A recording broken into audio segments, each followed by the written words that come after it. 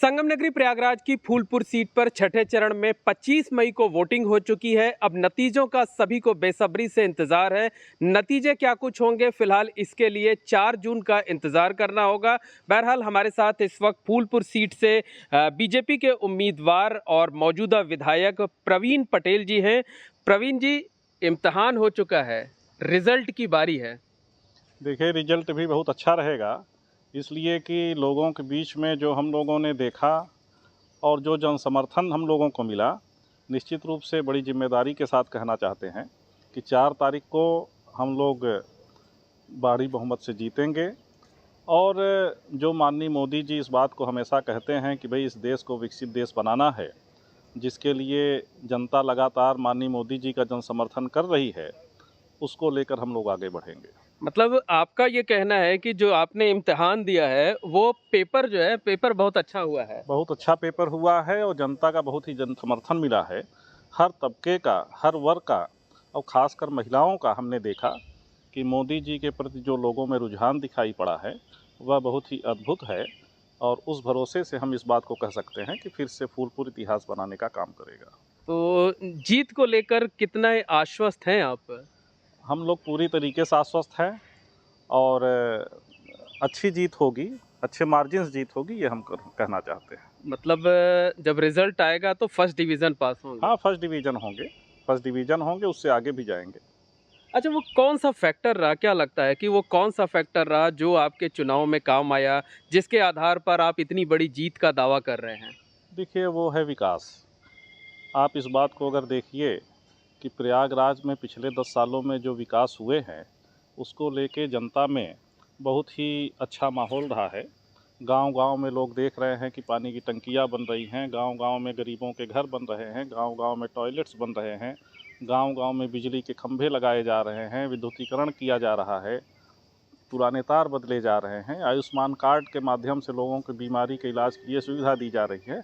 बहुत सारे ऐसे काम हैं जहाँ पर एक तरीके से जो बेसिक काम है उसको, और जो इस प्रयागराज का इंफ्रास्ट्रक्चर मजबूत हुआ है, चाहे आपका देश का सबसे बड़ा एक्सप्रेसवे को देख लीजिए, चाहे देश के सबसे आधुनिक पुल को देख लीजिए, चाहे तमाम ओवर ब्रिजेस को देख लीजिए, सड़कों के चौड़ीकरण को देख लीजिए, जो 4 लेन से सड़कें जुड़ रही हैं उसको देख लीजिए। अगर कहा जाए तो प्रयागराज में एक नया इंफ्रास्ट्रक्चर इस कार्यकाल में तैयार हुआ है। निश्चित रूप से उसको लेकर लोगों में एक अलग से उत्साह दिखाई पड़ा और लोग इस बात को कह सकते हैं कि जो 50 सालों में नहीं कर पाए थे विपक्ष की पार्टियां, वह पिछले 10 सालों में माननीय मोदी जी ने करने का काम किया है। अच्छा, 3 बार का जो विधायकी का आपका अनुभव है, अभी वर्तमान समय में भी आप विधायक हैं, जी, तो तमाम सपोर्टर होंगे, 3 बार का अनुभव है, वो भी काफ़ी काम आया होगा आपके? बिल्कुल काम आता है। भाई, आप जब लगातार लंबे समय तक रहते हैं, लोगों से एक भावनात्मक लगाव हो जाता है। जब भावनात्मक लगाव हो जाता है तो वो लोग एकदम घर परिवार की तरह चुनाव को लेते हैं। और हम इस बात को कहना भी चाहते हैं कि लोगों ने जैसे परिवार के एक सदस्य चुनाव लड़ते हैं, उस तरीके से लोगों ने हमें यहाँ पर चुनाव लड़ाया है। और एक बात ज़रूर अपने अनुभव के आधार पर कह सकते हैं, जीतता वही है जिसको सभी का वोट मिलता है। माननीय मोदी जी को सभी जात धर्म के लोगों का वोट मिल रहा है, इसलिए भारी जीत भी होगी। अच्छा, आप अपनी जीत का दावा कर रहे हैं, तमाम फैक्टर बता रहे हैं, लेकिन 2 ऐसे फैक्टर हैं, एक जाति है और दूसरा जॉब है, जिसके दम पर विपक्ष भी बड़े-बड़े दावे कर रहा है। उसका कहना है कि जातीय आधार पे हमने जो ओबीसी वोटर्स थे, उनको लामबंद किया है और जॉब यानी बेरोज़गारी के मुद्दे पर लोगों में नाराज़गी है, वो हमारे पाले में आए हैं।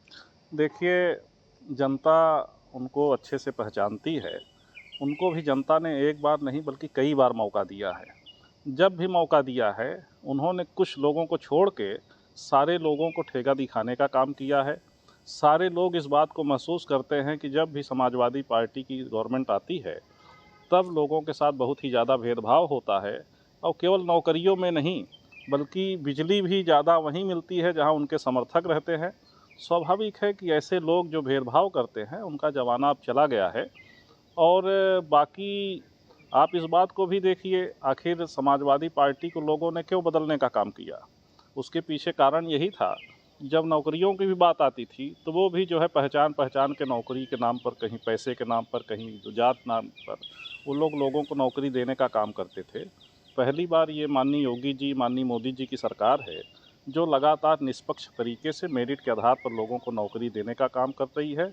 और जिस दल ने उत्तर प्रदेश को गुंडा राज दिया हो, अराजकता दी हो, लोग इस बात को देख रहे हैं कि माननीय योगी जी के समय में प्रदेश एक विकास का मॉडल बन रहा है।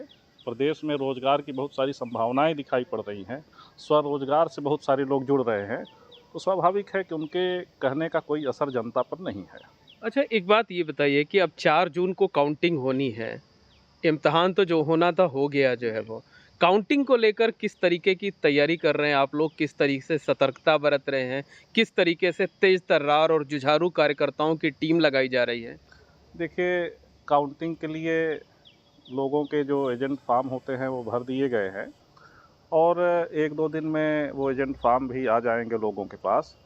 क्योंकि सभी लोगों को अनुभव है चुनाव लड़ने का, लड़ाने का, काउंटिंग में जाने का, तो स्वाभाविक है कि ऐसे जो अनुभवी लोग हैं, ऐसे लोगों को काउंटिंग एजेंट बनाया गया है और निश्चित रूप से वह सब लोग जाकर वहाँ पर और भारतीय जनता पार्टी की जो जीत होने वाली है उसके भागीदार बनेंगे।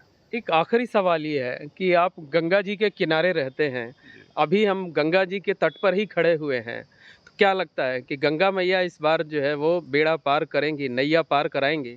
देखिए, गंगा मैया क्योंकि ने दावा ये किया जा रहा है कि इस बार नैया जो है वो मझधार में है, लड़ाई है, नज़दीकी है। देखिए, हमेशा से आप देख रहे हैं 2014 से गंगा मैया का आशीर्वाद माननीय मोदी जी को मिलता रहा है और माननीय मोदी जी ने अभी जब बनारस आए थे तो उन्होंने कहा था कि माँ गंगा ने हमें गोद लिया हुआ है। तो स्वाभाविक है कि एक ऐसे तपस्वी पुरुष, चाहे माननीय मोदी जी हों और एक ऐसे तपस्वी पुरुष जो हमारे माननीय योगी जी हैं, 2 संतों के माध्यम से देश में जो बदलाव दिखाई पड़ रहा है, जनता उसके लिए उत्साहित है, उत्सुक है और स्वाभाविक है कि अच्छा परिणाम आएगा।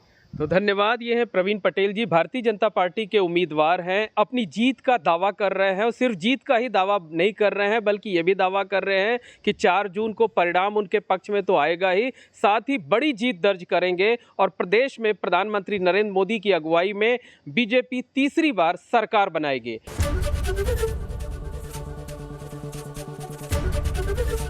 एबीपी गंगा, खबर आपकी, जुबान आपकी।